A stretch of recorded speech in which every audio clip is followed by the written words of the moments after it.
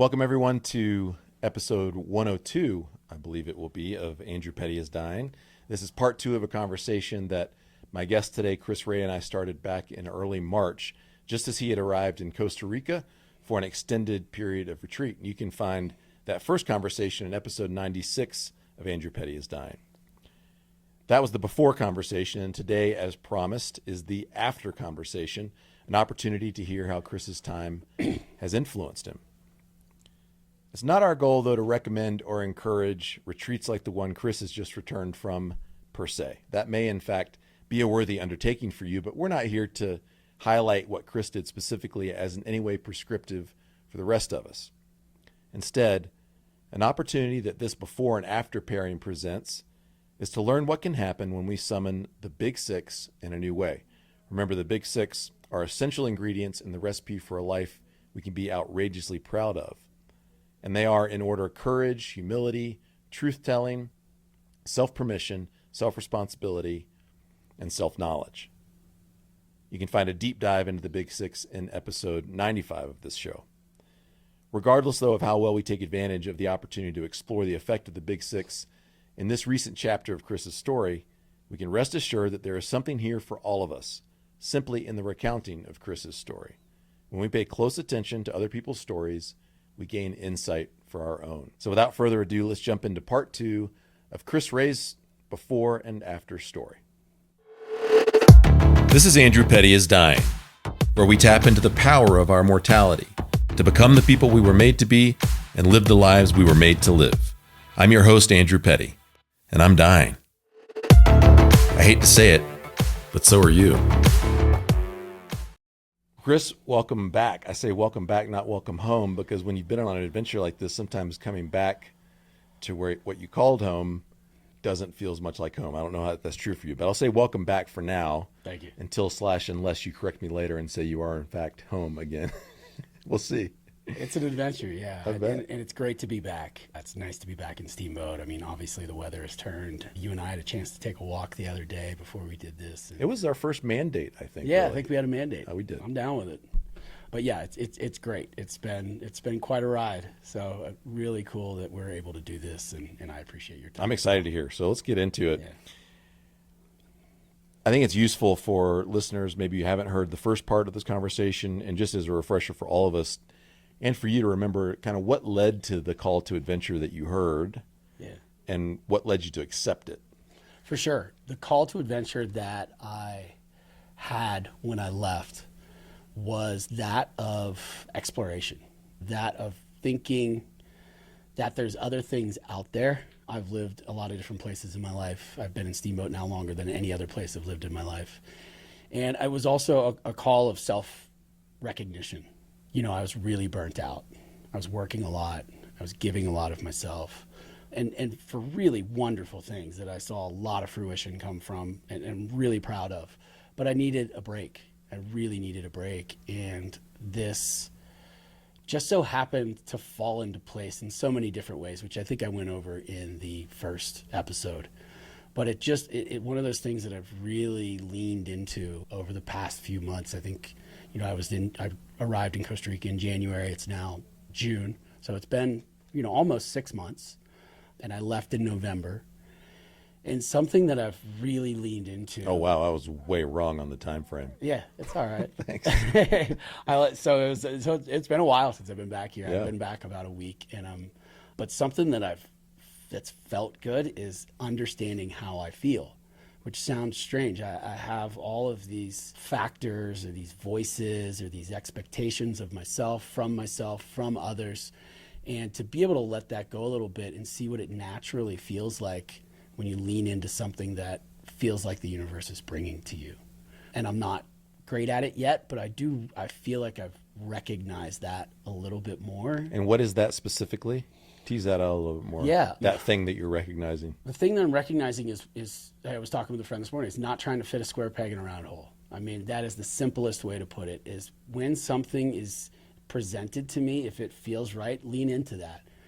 I often have in my life sought out something, made that my focus, and then tried to fit myself into that.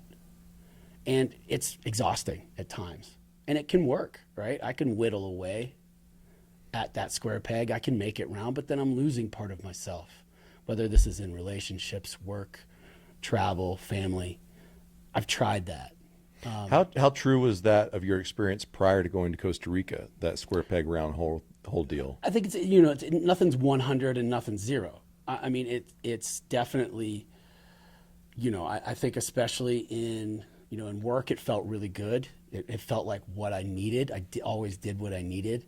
Relationships, I tend to try to do that a little bit more, where I'm like, oh, I need to, do this. And so I've had a little bit of that in all ways. Family, same way. Like I need to play this certain role. And I think since I was a kid, I've liked to be liked, and I think that was part of my addiction, was that people pleasing, was that trying to be, trying not to cause too much confrontation, be a mediator for a lot of things. And I think like bearing burdens that weren't yours, shouldering things. I've had shoulder problems my whole life. And like, I've gone crazy. to like holistic healers. I've had this, that, the other, and they're like, drop it. You're carrying something you don't need to carry.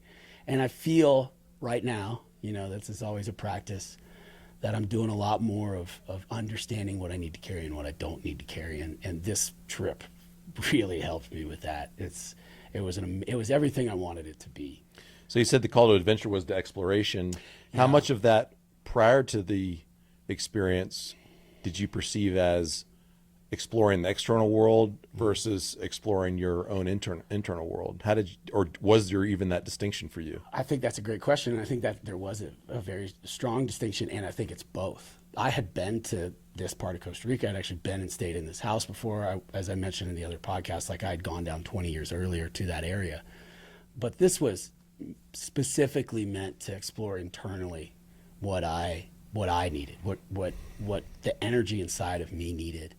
And it's a place, but I was able to shed kind of all of these things that I had built up here, say specifically in Steamboat, and just have like a fresh thing and be like, this is me. Like, who am I when I'm not leading a recovery program?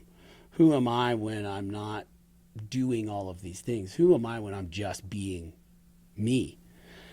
And quickly, when I was down there, I found myself doing things and really made community almost instantly, which was great. And to be a part of it, like communities that already existed, and to really delve into what that meant for them and how I could lend who I am to that part of the community.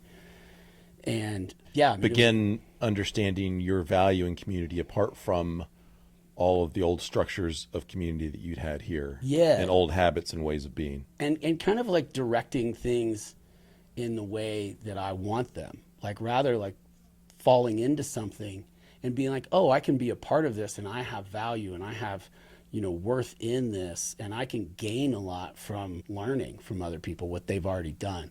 I'm sure I'll talk about it extensively in many other podcasts, but this podcast or just outside of where we are now.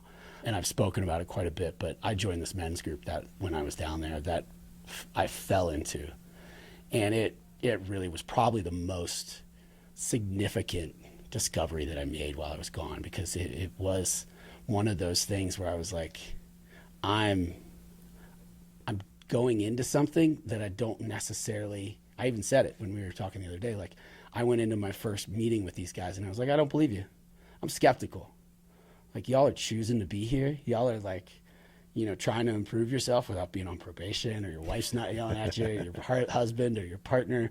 You're just trying to be better men. And I get a lot of that in my groups here, but it was really impactful the way they did it, and it changed. Let's footnote that one and make sure that sure. we don't lose that thread, because that'll be a good one to chase down a little bit more.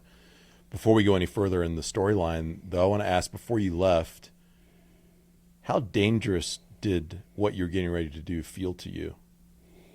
I wouldn't say dangerous. And I don't necessarily, I mean, as in it had the potential to overturn the apple cart, not just upset the apple cart. And, you've been on a solid recovery path for a while. Oh, yeah. You had known community here, Yeah. and you were deciding for a time to put that to the side and venture into a new frontier.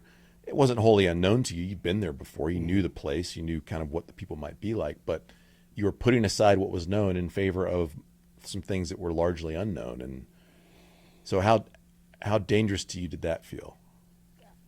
Honestly, not at all. Not at all. Not Okay. at all. I've picked myself up and moved across the country with very little before. So it's not unprecedented, really. It's not unprecedented, no. And I love adventure. I love doing things. I love walking into the unknown. I like really exploring. I mean, I think really, if you think about what I've pushed back against in my life, it's comfortability. It's, consistency. It's, prior to, 5 or 6 years ago, commitment. So that, I think, is an adventure that's still on the horizon. Sort of in your wheelhouse is this doing whatever. Yeah, I got you. That's very interesting to construe consistency and commitment as an adventure. Yeah. But for you and your life story, and perhaps even your innate wiring, it is a frontier for you. Mm-hmm. That it's something I look forward to too. And it's something I've cultivated throughout, I'm committed to my recovery. Yeah. That's the first commitment that I made that's really paid off in droves. And I continue, willingly continue to wish to do that with other things in my life. How would you compare the reality of your experience in Costa Rica and your time away? Because it wasn't just Costa Rica. There are other things bookended on that experience. How did the reality compare with your expectations? Whew. I think I mentioned things come into your life at certain times. And coming to the Hero's Journey workshop, I kind of had that like blueprint as I left. And the reality, I spent about 7 weeks with my folks down in Florida. The reality of that was harsher than I expected. The reality of what came about in Costa Rica was lighter and more eye-opening than I expected. It was more connected than I expected. So there were realities that, and then coming back it was different. It's different than I expected. And I think something that I've really tried to stay true to is that reality is what it is right now in the present. If I'm expecting, I've been listening to a lot of Ram Dass, so if you hear any, like, your beard's gotten longer too. My beard's gotten a little longer, a little grayer. But if you hear any like wooey stuff, I've listened to a lot of Ram Dass lately. Bring what you got. And just staying present with reality and not trying to create something that isn't true, something that we want, and that taking myself out of the future, taking myself out of the past, and just being where I am. Mm-hmm. And with that, I found this beauty of time feeling like it's longer because I'm just here. Mm-hmm. And again, all of this is very malleable, very pliable day to day, but it is something that when I find I bring myself and I'm able to bring myself back to the present, the reality is what it is. And that is my perception is either beautiful, dark, hard, easy, all of these things. I want to say something about what you've just said because it brought something to mind that I want to unpack a little bit. And it's that you said that time, what did you say? Time feels slower? Feels slower. It feels longer. Like it's. And I almost wonder if that has something to do with as you cultivate the habit of being where you are as opposed to where you were or where you might be, but being where you are, then your perception is able to take in more of where you are as opposed to when where we are is simply a means to a future destination that we feel is important, then the things in the future, in the present moment that enter our perception are only the things that are instrumental to reaching that objective. So you might not notice the birds or the river or the person walking by, or because they are just sort of assets in an environment through which you're moving in order to get to a thing that you consider important. Yeah. Does that at all resonate with you? How does that theory hold up in terms of your experience? Absolutely. I mean, like time is slower and your perception is fuller. You're taking in more of what's happening. there's so much that's here Yeah. right now. I mean, and again, Ram Dass, Be Here Now. I remember when I was at the Foundry, and one of the guys brought in that book, Be Here Now, and it's taken me 5 years to get back to that book. But I was like, oh, that hippie stuff, whatever, we need to do this. But it's true. It's being here now, and the Japanese have a really cool practice. It's called forest bathing. I don't know if they originated it. I know it's big there. And what you do is you walk and you notice. You walk as slowly as you can, and you notice what's there. You look at the blades of grass. You look at the birds, the bees, the river running. And it all is, there's just worlds and lives coming together throughout these little microorganisms that are right in front of us. And when you say, yeah, if I'm moving through the world with this particular goal in mind, and I'm ignoring all of these other things, not to say that goals and markers aren't important, but if I'm doing that without noticing what's around me, then it just flies by. And I've been fortunate enough to really take some time and see what's around me, even when it's hard. That's not to say like, oh, I can go and sit by the river and it's a beautiful sunny day and that's beautiful. Sometimes it's like, oh, I'm sitting in a hospital and, an example of, I was in, a place where my mom's at, and I came back and I was like, how am I going to get to speak Spanish? And a lot of the people working there were Cuban and Colombian. And I got to take time and just ask them about their families and practice my Spanish and get to know these people that are assisting with my family. And that to me felt like being there and being present, rather than being like, I'm going to go in, I'm going to take this, do what I have to do to take care of my family, and then I'm going to leave immediately. No, but she's there, and I get to be there and see what the environment is. Does that make sense? It does. I'm glad you brought that up, because it really, I think, highlights that being here now with what is means that I'm accepting whatever is in order to be with it. And sometimes what is pleasant, and sometimes what is not pleasant. Yeah. And so it requires that we systematically shed our denial of what is in favor of our denial of what is in favor of what is that we're actually experiencing. And that sounds like telling the truth. Yes. To yourself. It does. Out of the big six. Out of the big six. That's a great connection. It is truth telling. And I think I have the hardest time telling the truth to myself about what is for me or what I am. And I really enjoyed that. Say more about that. I think I have, you just handed this to me, a few minutes before we started. I'm like, oh. I gave you a few minutes to brush up on it. You did. Yeah, no. For me, I'd process things fairly quickly.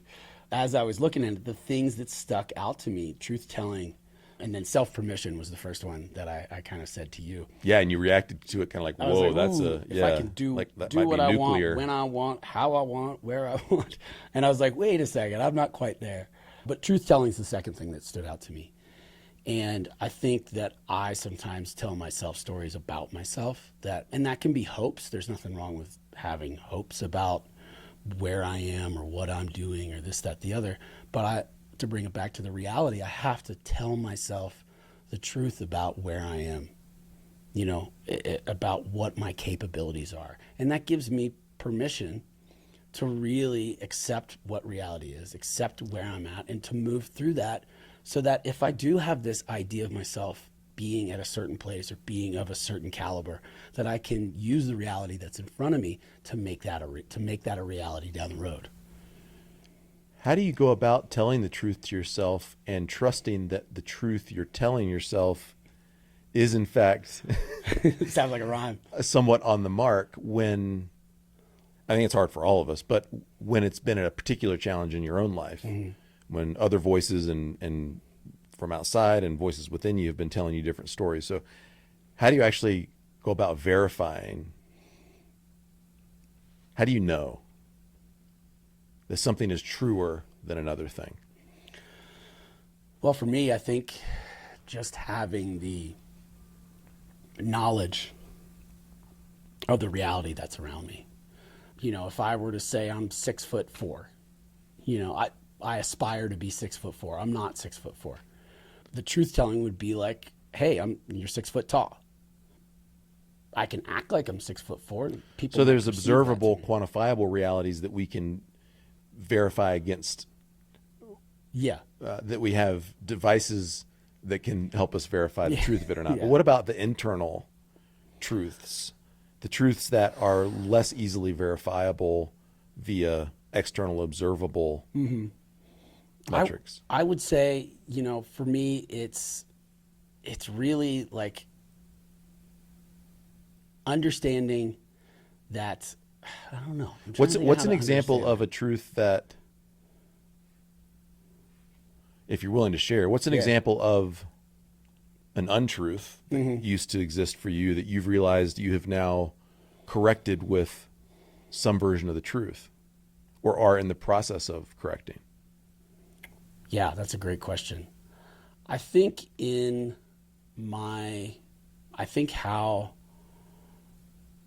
how I act in relation to others, how I interact with lovers, with relationships. I think I've always thought that I am, right, always correct. And I've worked on that over the number of years, but I think that what I've done is I've learned to listen more to what others have to say and to accept the reality, the truth that they're telling me, rather than me give a story of what it is and then expect them to fall into that story or expect myself to fall into that story. What's a story that you've, if you're willing to share, you Yeah, don't yeah, have yeah. to. What's a story that you've wanted or needed to be true over the course of various relationships that repeats, that you've learned to now set aside a little bit? I think probably one of the biggest ones is that you can change people. And that people can be this, and this is a broad sense, but that you can get people to kind of navigate onto this path that you've set expectations for them. And the beauty of that is that people get to be themselves, right? They get to have their imperfections and have their glorious realities. And then I look at that and it turns back on me. Of I also get to be imperfect, and I think the truth about myself is that I'm imperfect. And this is a hard question because it's something that we all go through. It's something that I am going through. Yeah, I question whether we all go through it, because I think we have some choice in the matter. And if life conspires with us to bring us to the point where we begin to contend with these things, it's a good thing. Yeah. But sometimes we'll resist the opportunities life is presenting to us to begin to contend with these things, and we sabotage our own growth and our own potential. Yeah, and it's by not living in the reality. So I think, to bring it back is who am I? How am I showing up for my relationships in my family, my friends, my lovers, things like that? And do I have unrealistic, untrue expectations of that for not only them, but for myself? And it's a process, as you can tell. I mean, it's an uncomfortable conversation because it is something that we have to shine on ourselves and accept that we can't always get what we want. So then, that's an idea if it's uncomfortable, I mean, why are you doing this? Why do you subject yourself to this scrutiny, the bright light of, that's shining into you and revealing parts of you that frankly need improvement? Yeah, because it feels good. Even though it's uncomfortable, it's growth.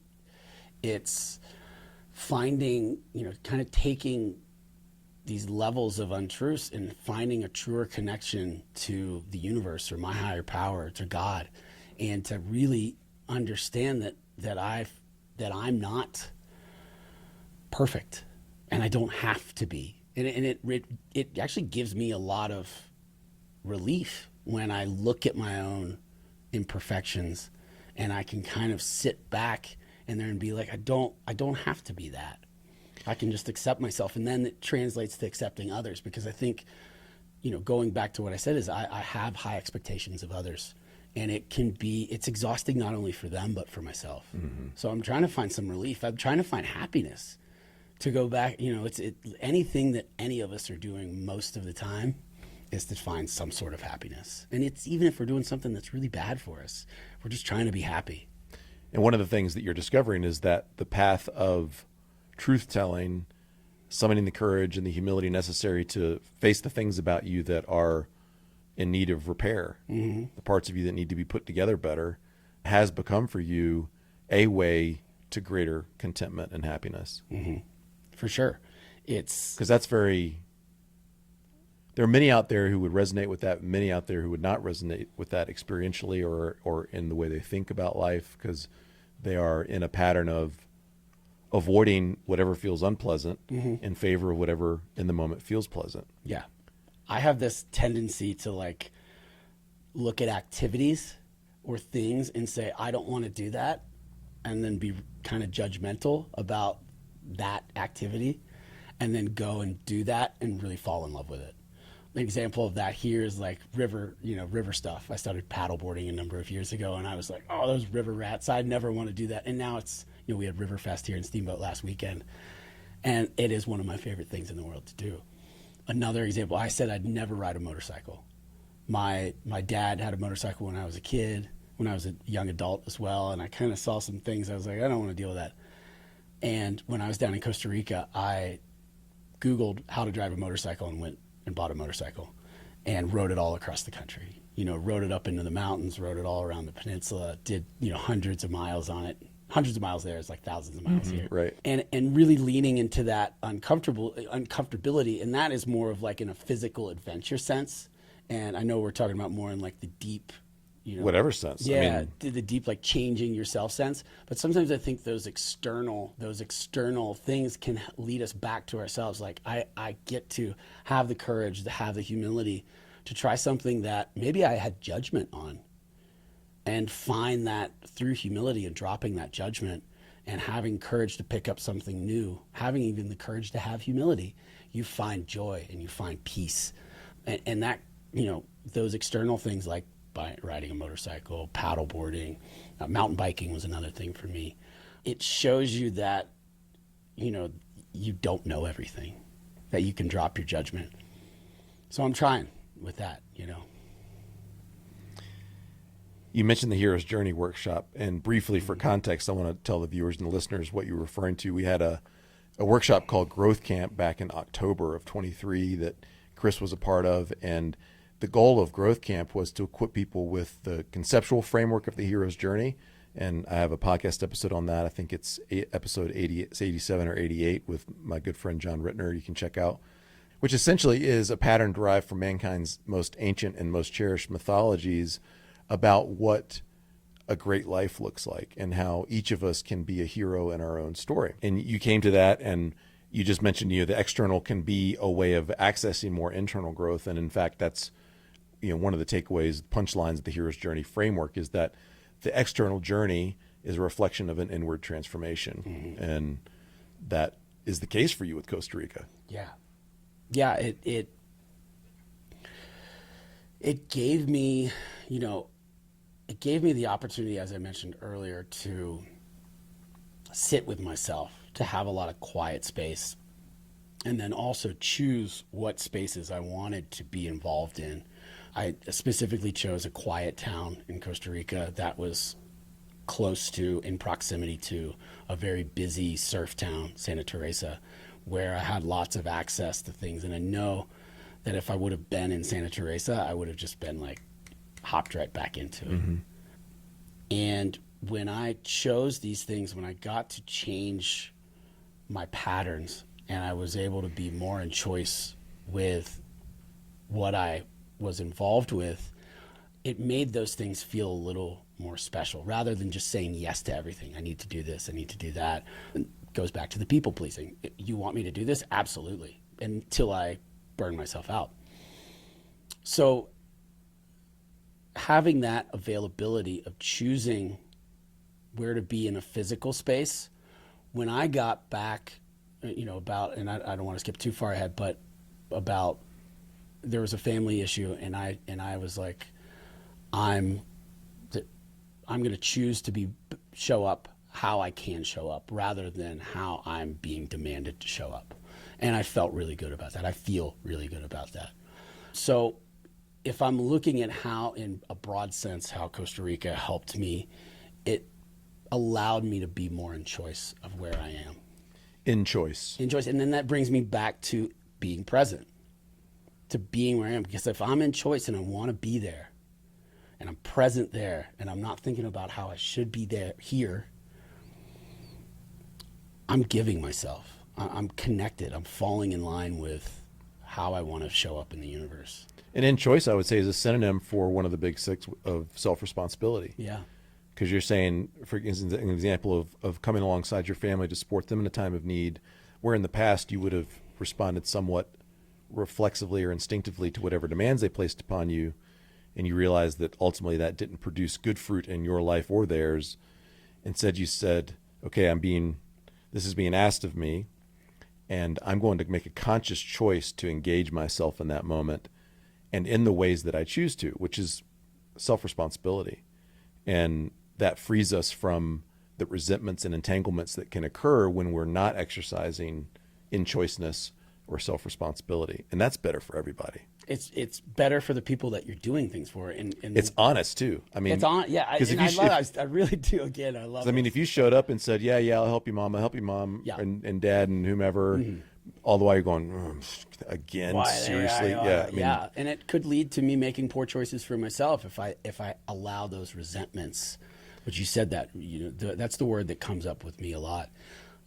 I can relate to that. I'm sure many of our listeners can relate to that. I'm doing something I don't want to do, but they want me to do it. And sometimes, not to say that sometimes I don't need to do things I don't want to do, but I'm choosing to do those things, and I'm choosing to do them in a manner that suits both myself and the parties involved. I was going to add that values are a powerful variable to add to that equation when we're considering whether or not we want to do something that at face value we would prefer not to do. I'm a dad of two, and I have a wonderful wife, and they have very reasonable demands upon my time and energy and attention. And if those demands for energy and attention were to go away, that would be a bad thing. I'm also an introvert, and I can spend multiple days on end by myself and be perfectly happy. And so there's a certain kind of output for me as an introvert with my family that taxes me in a way I would prefer not to be taxed at, just all of the things remaining equal. But the value of being the best dad and the best husband I can be to my wife and my boys trumps my innate preferences, and thereby I can make a choice to engage with them that's free of resentment. But I do still watch, and that's just one example, I do still watch to see what's happening on my resentment gauge, because if it begins to tick up, I've got to pay attention to that, because it means I'm probably agreeing to things that I really don't want to. And so I've got to tend to that. That's my responsibility. If my resentment gauge is going up, it's my responsibility. Yeah. And Jordan Peterson talks about, it's become one of my favorite gauges on my personal dashboard, and one that I try to give everyone, because if we see any resentment occurring, Jordan Peterson says, and I've found this to be true in the real world, is that either one of two things is probably happening. Either one, you're failing to advocate or stand up for yourself appropriately. Demands are being made of you that are inappropriate, and you're acquiescing to them. Mm-hmm.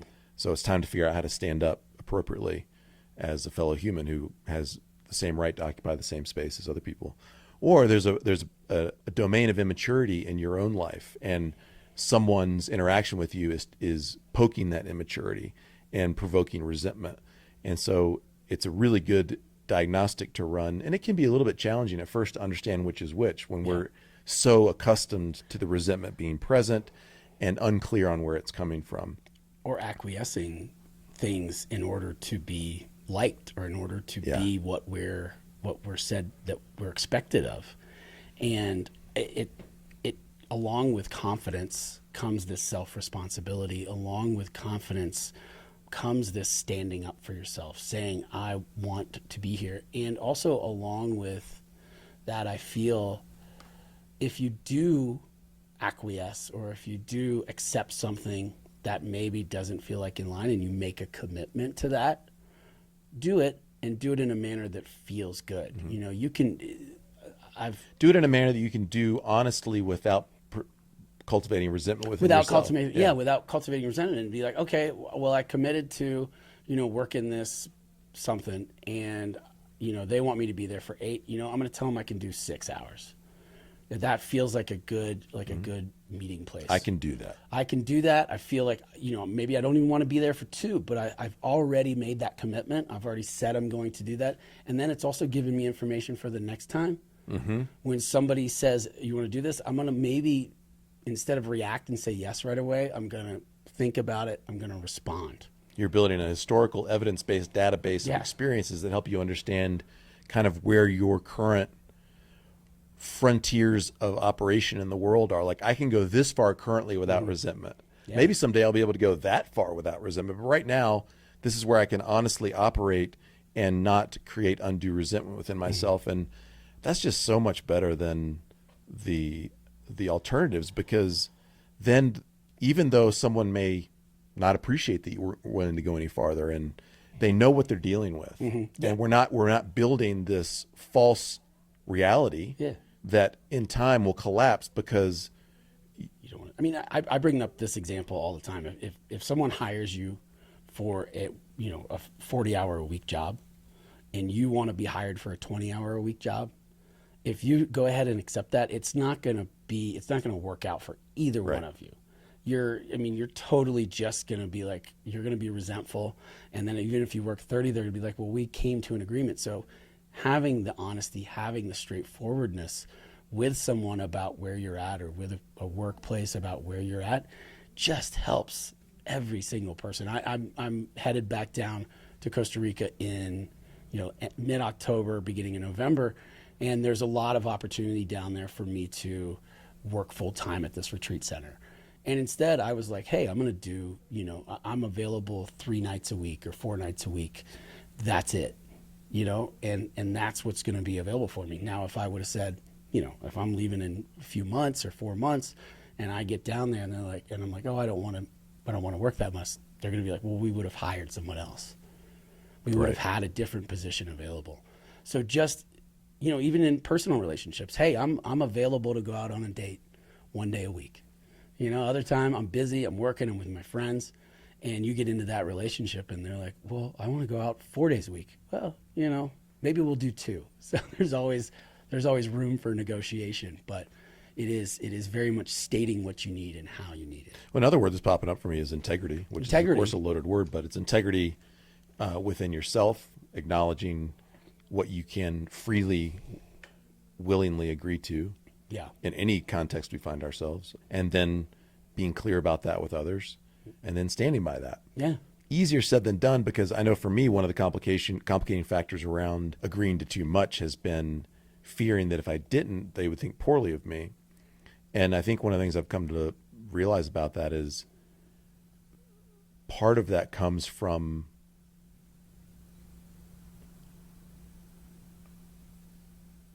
me being unclear on who I am, and needing the external, because I wasn't clear on who I am and what I do and what I bring to the world and what I don't bring to the world. Every time someone would ask something of me or challenge me in some way, it felt like a referendum on who I was, and that I needed to perform just right in that moment. In order to be accepted? Yes, because their perception of me mattered too much, because my perception of myself was so poorly formed. Yeah, that probably isn't saying it as well as it could be said. It's probably because I don't understand it as well as I could either. But so it's one thing to acknowledge the resentment, maybe acknowledge, which place is it coming from? Do I need to stand up? And then it's an entirely different thing to turn that insight into action in the real world that will have real world consequences. And as you begin to change, the people around you who have come to expect the old dysfunction will now be interacting with someone who's becoming more functional, and that can cause a lot of external challenges and internal as well. I mean, I've been back in Steamboat. I was here for about 6 days. I went out to the desert for a little bit. I've been back a week now, and I get a lot of calls that I've a lot of asks that I I think the person that left in October, the version of me that left in October, November, would have jumped on that. And I'm very much so now discerning whether or not and responding in a slower way to what I choose to do and to where I choose to put my energy. And that's not to say that these things that are asked of me aren't important, aren't things that I care about. But I kind of want to keep coming back to that, like having the ability to be present and functional in what you do choose to do, and knowing that, you know, hey, I have only the capabilities to do these things that I do, and if I just keep stretching myself out, because I need to be noteworthy to other people. Because I need to, because I need to. Well, I want them to like me. Yeah. I want them to think that I'm a valuable asset to their lives. But if I'm not showing up authentically, fully, I'm not a valuable asset to either one of us. So it's a big difference, and it's really, it feels good. And again, it feels good right now. You know, that could change. I could easily delve back into my old self, but I'm trying, you know, just keep trying. Yeah, man, I don't know. I mean, I suppose you could, but part of the good problem that comes with a hero's journey cycle is that you do return somehow changed, and the world that you once knew, whether that's the external world you inhabited or the internal world you used to inhabit, now are profoundly different to you. I mean, you're profoundly different. Bible talks about a dog returning to its vomit. Like, it's very difficult for us to return to our vomit. Now we can. Vomit. You said vomit. Yeah. Yeah. A little bit about that. I think it's in Proverbs, and it's saying something like, "This is like a dog returning to its vomit." Oh, okay. I probably just botched that whole thing. Well, I was mentioning the other day, 2 days ago, Tim from the Buddhist Center in the Methodist Church here in town had a great talk about Buddhism and Christianity and how we can come together in our differences. And Tim told many stories. One of the Tims told many stories about, you know, kind of just lessons that we can learn from Scripture. And then the other Tim brings back like the Dharma lessons, and they have just a lot in common. There's just so many lessons that we can learn from historical context. Yeah. So I'm always like, you and I had a great conversation the other day when we took our walk, and not only I've listened to Ram Dass, but a lot of like just history about like mankind. And, you know, the Bible is an historical document. And I really enjoyed how we challenged each other in that conversation. And I'm really up for that more. And instead of reacting and saying, "Oh no, your opinion doesn't match with mine. Your story doesn't match with mine," I'm really leaning into like, tell me more about that. Tell me more about your experience. And I think we collectively, and I'll bring it back to I, can use more of that in my life, and to hear others that have different stories, different historical references, different. You know, I don't have to agree with everything you say. It's just I can hear you out. And honor it, and honor that that's your experience. And that's another thing that I've really found that's been valuable to me throughout this is honor the experiences of other people, and not try to sway them towards my, you know, moment or my history or my experience. And then that way I can absorb what they're giving, and they can absorb what I'm giving, and we can share that together rather than be divided around it. I like that a lot, because people are going to get so sick of me talking about Jordan Peterson, but oh well, he's had just an outsized influence in my life. And he talks about not using interactions like these instrumentally. And I think what he means by that is that we enter into our conversation and our interaction honestly, not requiring that a certain outcome occur.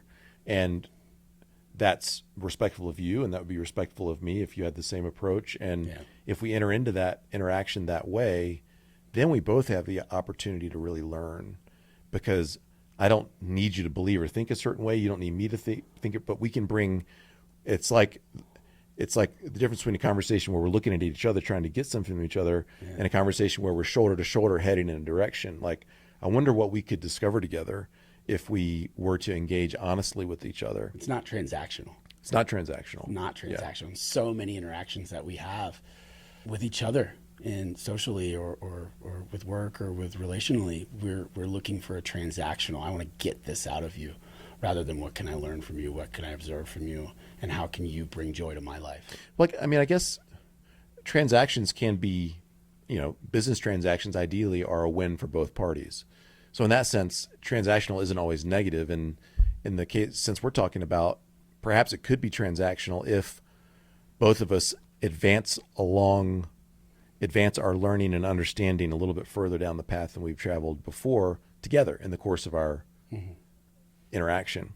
But it isn't, as you say, parasitic or manipulative. It's not transactional, a transaction that benefits only one party. Or just me trying to convince you of something that, one, shame never works. So if we're having a conversation and I say you're wrong, and then you, even if you said, okay, well, let me hear your side, I'm coming from a place of shame to you to say you're wrong and I'm correct. I don't know how often that people have seen that work. It doesn't work. Right. No. Rather, there's another great modality of communication I've been working with is nonviolent communication.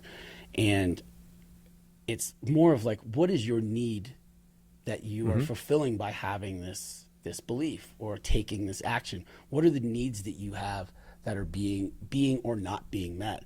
And then what is my need to convince you of what I have? And if we just state that, if we lay that out, hey, these are my needs, let me understand yours, and we can mix them up, and maybe we come up with something that works together for both of us or for all parties, depending on how many we have. A useful question along that line of inquiry is simply, so someone states a perspective or a conviction or a belief, and you can respond, well, what's important to you about that belief? Yeah. Or that conviction? Because then they can take a moment to think about what is important about that to me, and then have the opportunity to practice articulating it, to test that out for themselves. And then we actually get the benefit of understanding where that thing came from, its origin, how it became important to them, the place it has in their lives. And we get so many things all at once. You get the opportunity to walk a mile in their shoes as they explain what's important to them about it. And they have the opportunity to really understand how they arrived at that point in their thinking or in their heart or in their mind. Yeah. If you speak out your own desires, it's like, oh, how did I get here? This, and this. Oh, okay. Well, maybe I can leave this bit aside, or maybe I need to pick something up along the way. It really is a great way to. Well, and here comes Jordan Peterson again. He has so profoundly influenced how I aspire to think and how I aspire to talk and how I aspire to act in the world. And one of the ways he's influenced me is that when I watch him engage with people on his podcast or the audience at a talk he's giving, he says this, and it's so obvious as you watch that you're not watching a performance or him attempting to deliver to you things that you're just supposed to ingest as is.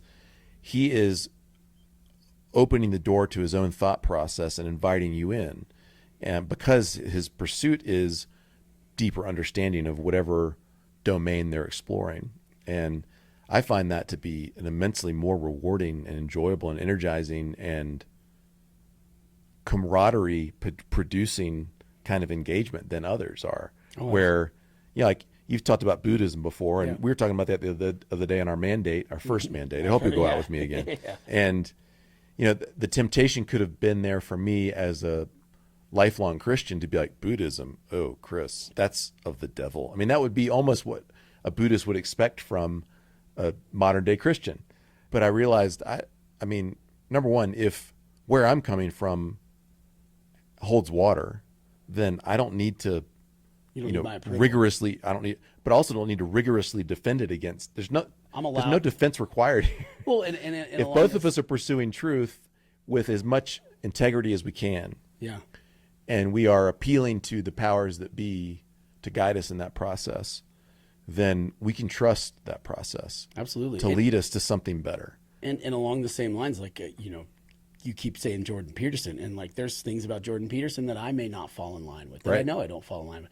And there's also things that I know that are really valuable.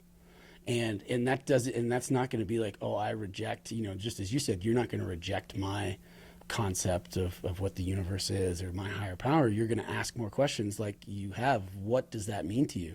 Just as if you've explained well, like what do the talks of Jordan Peterson mean to you? 100% open to hear that. And it's really cool to have that ability to go back and forth without judgment and with understanding, and know that I think so often now we get in this this thought process of, if it's one way, I have to completely 100% dive into exactly what this person is saying. I almost have to be a fanatic, or, if I'm going to root for this team, I can't, I can't accept when they lose, things like that. And it's like, especially with other humans, especially with human created concepts of the world, like it's going to take what you can and leave the rest, because there's a lot of good things and a lot of wonderful things. There's a lot of, you don't have to like completely buy in to a lot of things. And that being said, a lot of Christians and Buddhists completely buy into what they are what God has presented to them, and that's also okay. And very often, though, those, when we completely buy in and double down and rigorously fortify Shutting out. That becomes more of an attempt to secure ourselves in this life through an airtight ideology. And then we begin to take every measure available to preserve the ideological fortifications we've created that give us some sense of belonging and identity, beyond all reasonable measure, and well beyond the point where the truth that we are attempting to embrace is still valid. We've now tried to deploy that thing in ways that it's not capable of being legitimately deployed, and stop listening to input. We stop listening to input, and then you're kind of like the Dead Sea. There's no input and there's no output. You're just sitting there and getting saltier. And I love it. And it's so funny. Something I noticed the other day when we were talking, we had this great talk about, religion and the universe and things like that. And then we moved into, you started talking about your family.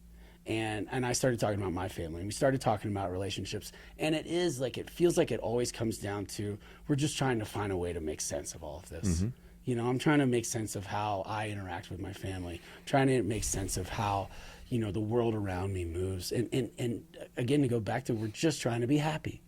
We're just trying to figure out how the world around us is affecting us, how we can best present, how we can have an impact, how we can be there for others and have others be there for us. And that's no matter where we're at, no matter what we're thinking, even if it's like something that we disagree with, it's just that person or that group of people trying to figure out what's going to make them happy. Yeah.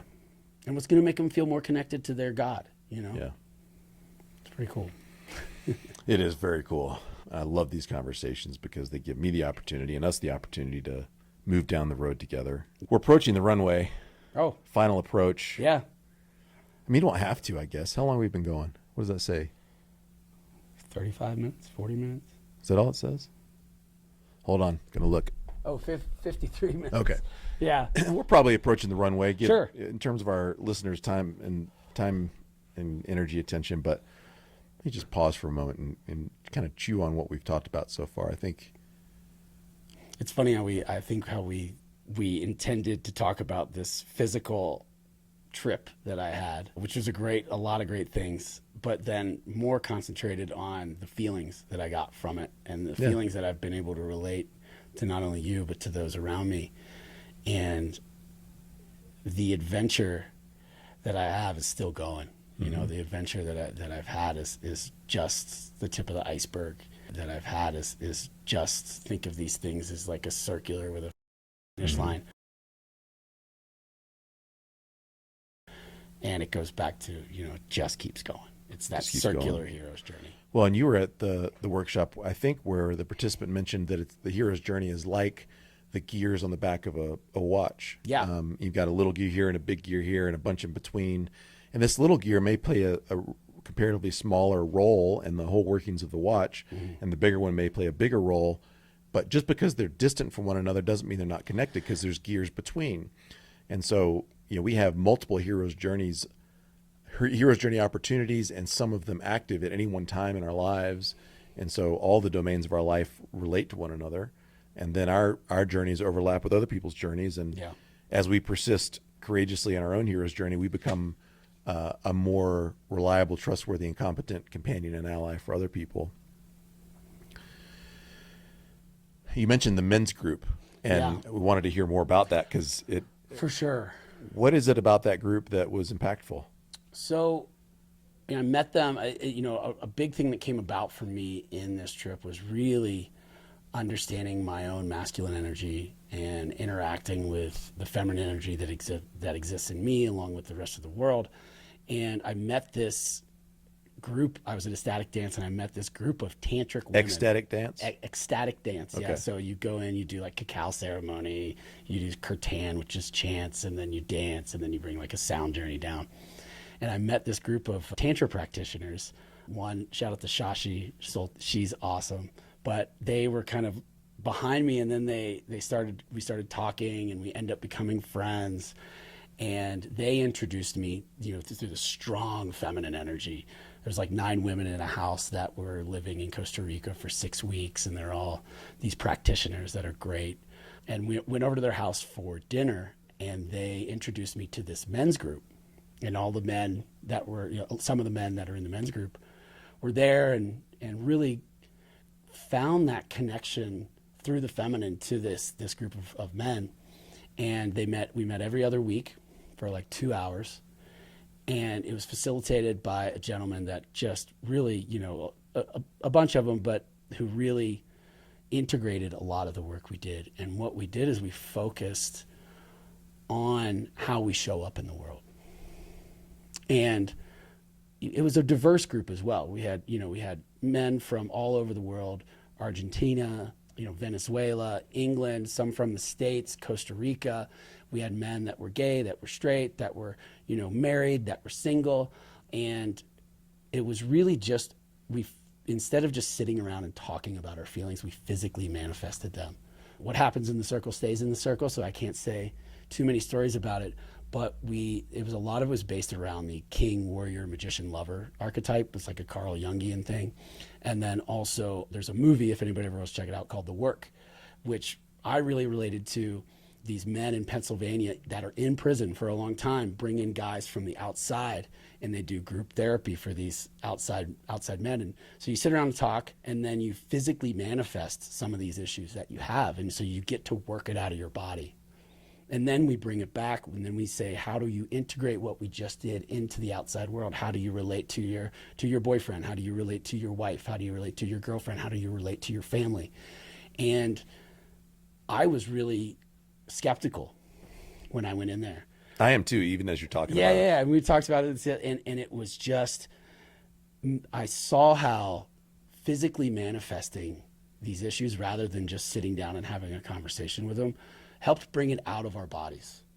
How men can have, we hold our pain, like I mentioned earlier, like I hold a lot of trauma in my shoulder. How do I move that out of my body? And then how do I express my anger, my fear, my doubt with another person that I have no expectations? So often men they bring these vulnerabilities to their partner, and their partner, while they care, while they have concern for it, while they want them to be better, may not need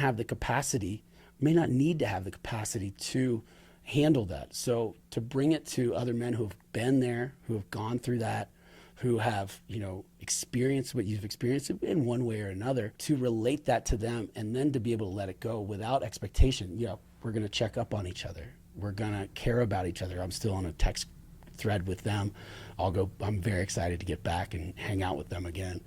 But to have that area where I can just let go and to be me, and for other men to actually hold you. I mean, I can speak about my experience. About 2 weeks before I left, I was having, my mom is not doing well, and I had some things to process about that. And we were sitting around, and I hadn't expected it, but we came into a meeting, and they said, does anybody have any issues that they need to work on? And I was kind of quiet for a second, and I was like, I'm leaning into this. The universe is calling. It's giving me an opportunity that feels right. So I was like, I do.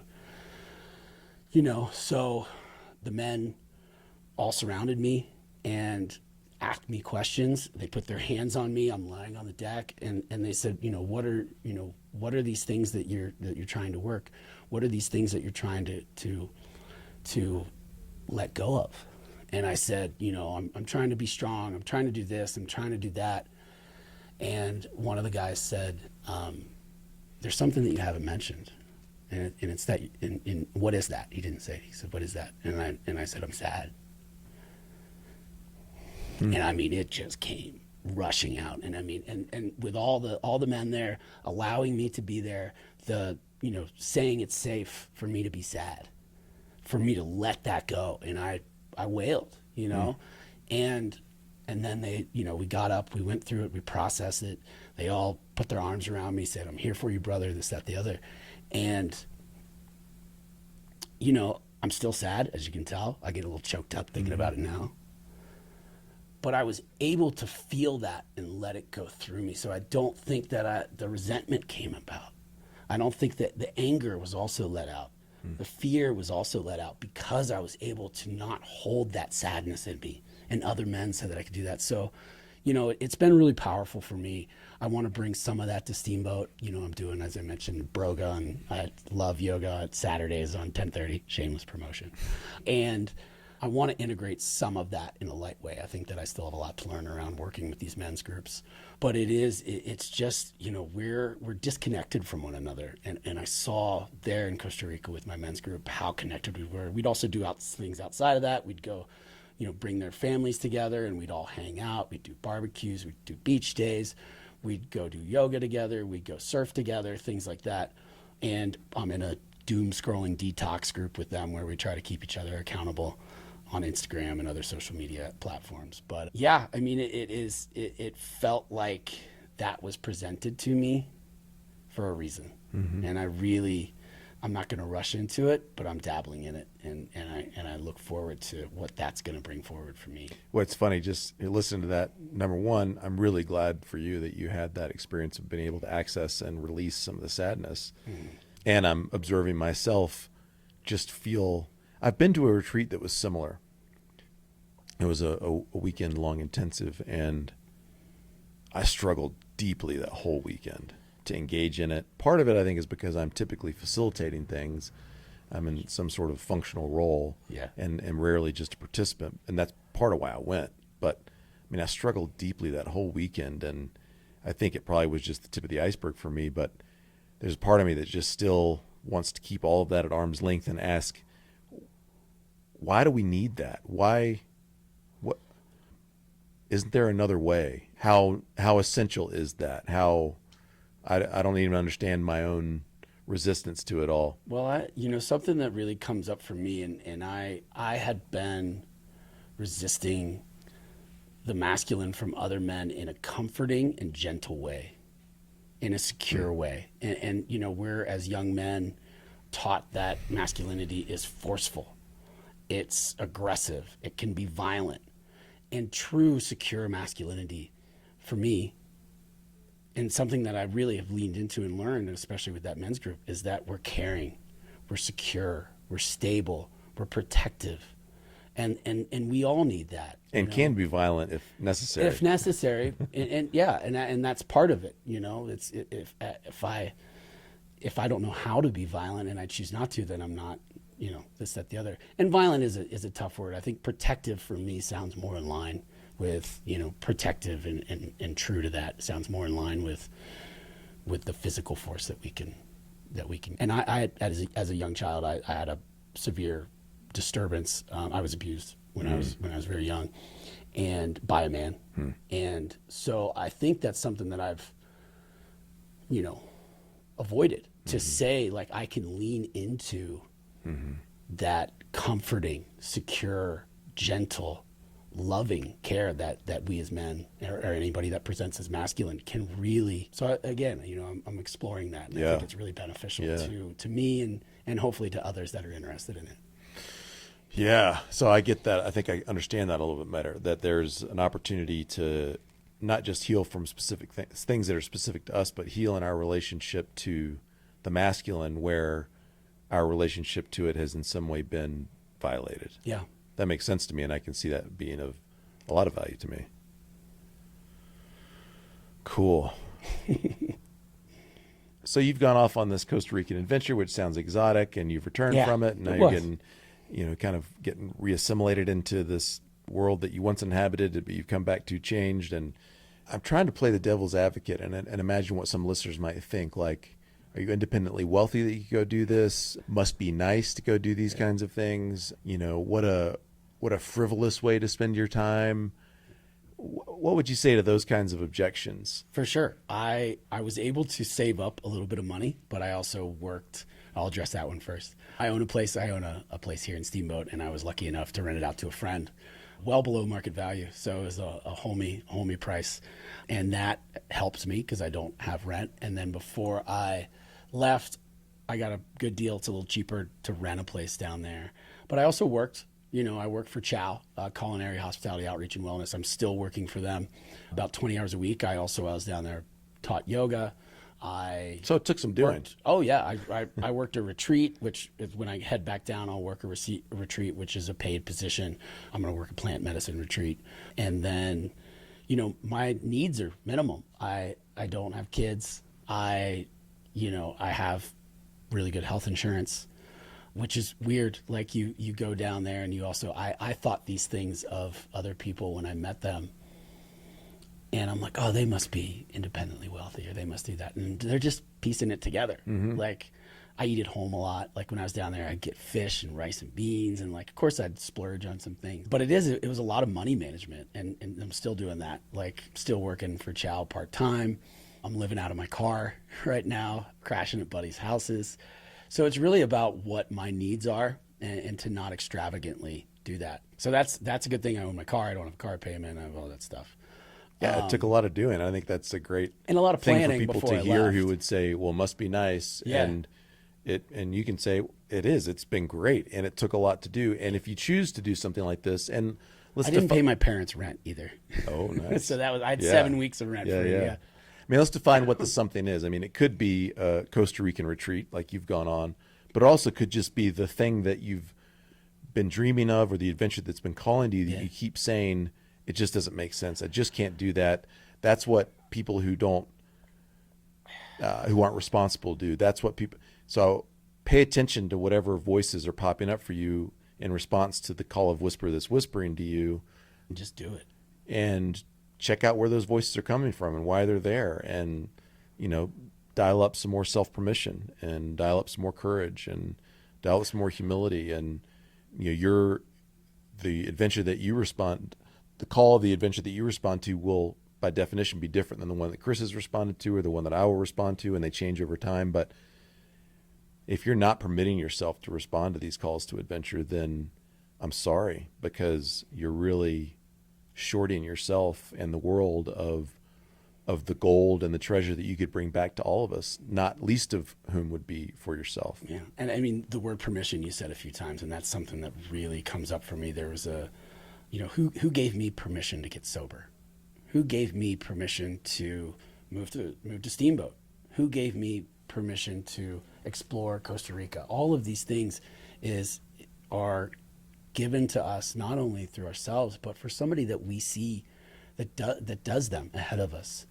And I'm hoping, through my life and through small things like this podcast or my trip, that someone sees us and they say, hey, I have permission to explore this part of myself that I didn't think I had permission to before. And not only is that going to help them, and maybe that's a gift to me. I've received that gift from someone else. And if they do it, they're going to give permission to someone else. And it's such a beautiful thing to watch other people live out what they want to live out because of permission.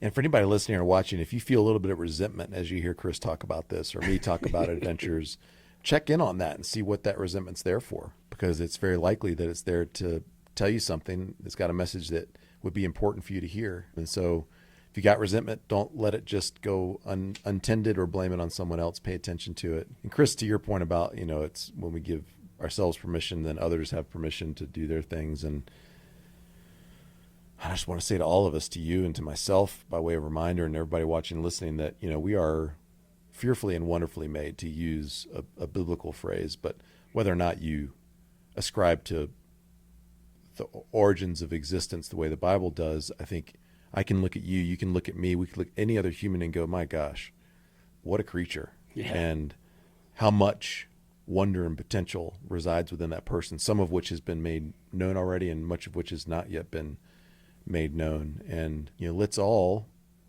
summon a little bit more courage today, a little bit more humility, a little bit more self-permission. And since this is the only day we've got, very literally, how could we all move forward a little bit more on whatever adventures are calling to us, so that you individually and we collectively as the human race benefit from it and advance down the road a little bit. It's all very abstract ways of saying it, and there are more concrete ways of saying it. I just don't do it very well or reside there very easily, but it really matters that you and I would be willing to hear and heed the calls to adventure that are unique to us. And of course, from my vantage point, that's God whispering to me the nature and purpose of my existence, and there are breadcrumbs being deposited in front of me to follow or not as I see fit. Mm-hmm. But I think we avoid them at our own peril, and we follow them at our great reward and reward for everyone else. And I mean, your story to me very clearly paints that picture. Thank you. And you know, you described yourself as someone in pursuit of happiness, and you've described the road that you're traveling in order to experience some happiness as in some ways exotic and cool and all that, but in other ways mostly just very challenging, as you are allowing the parts of you that aren't yet well put together and the broken pieces and parts to be accessed and to be improved upon. And that, you're saying, as unpleasant as it can be in the moment, has been for you a consistent path toward more fulfillment, contentment, and happiness. And so let's really hear that and know that. And for you, a lot of that has been catalyzed by external adventures. So if there's an external adventure calling to you, by all means, go on it, because it will produce an inward transformation that you've been needing and just didn't know it. Yeah, you said it well. I mean, it's been amazing, and it's just going to keep going. And I'm so grateful to wake up every day. I'm so grateful to have the opportunity to be here with you, to be back in Steamboat, to do what I've done, and to look forward to what comes ahead for me. So. And we really are going to land the plane here, but I'm dying to know. I was talking to Dr. Mike Barnes, who is a really well-regarded clinician in the recovery world and family therapy world, and he's been teaching me about the various phases of recovery. There's abstinence or sobriety, where the problematic substance has been removed from your life, and well, I guess first, did he say abstinence? Sorry, Mike, I'm probably botching this, but abstinence, sobriety, and recovery. And recovery, yeah. And he and I were just riffing with each other on abstinence is a great first step. An even better next step is sobriety, where you have some durability to the absence of the problematic substance and behavior. But staying sober is not an adequate vision for a human. White knuckling. Yeah. And so then we move into recovery, where we're beginning to actually heal from and take responsibility for some of the underlying conditions that led to our self-destructive patterns and our patterns that were destructive to others. And, I'm hypothesizing that even that is not a compelling enough vision, as much better a place as that is. Yeah. And you strike me as someone, you can tell me if how accurate I am, as someone who is, you're creating a more compelling vision for your life than merely staying in recovery. Oh yeah, absolutely. I mean, which ends up being a key to durable recovery. It is. Yeah. Oh, absolutely. It starts with, as you said, abstinence, sobriety, recovery, and recovery is the cornerstone, which it has to be, because it has allowed me to build upon these things that I don't think I would have ever had access to. I would have never had permission to go forward with. And now that I'm there, I still have to, keep checking in on that recovery. It's a constant process.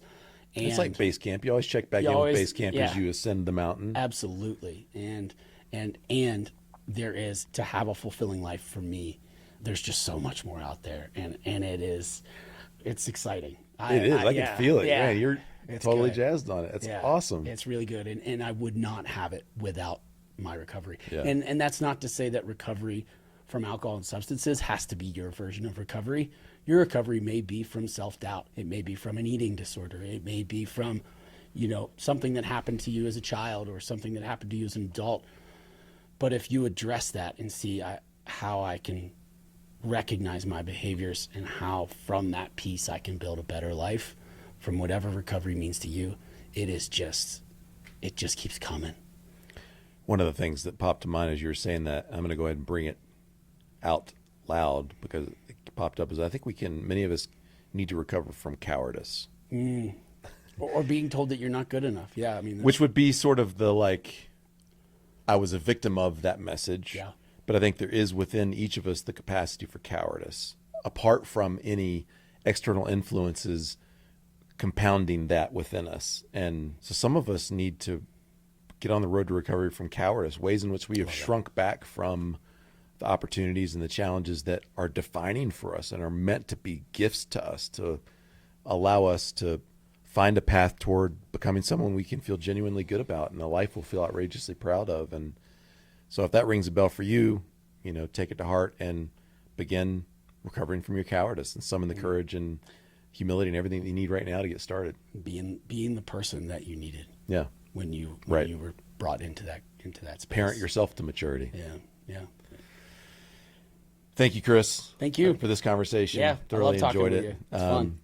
And thank you all who are listening and watching for your time, trust, and attention as always. And I would be remiss if I failed to remind us that we are going to die, but we're not dead yet. So get after it.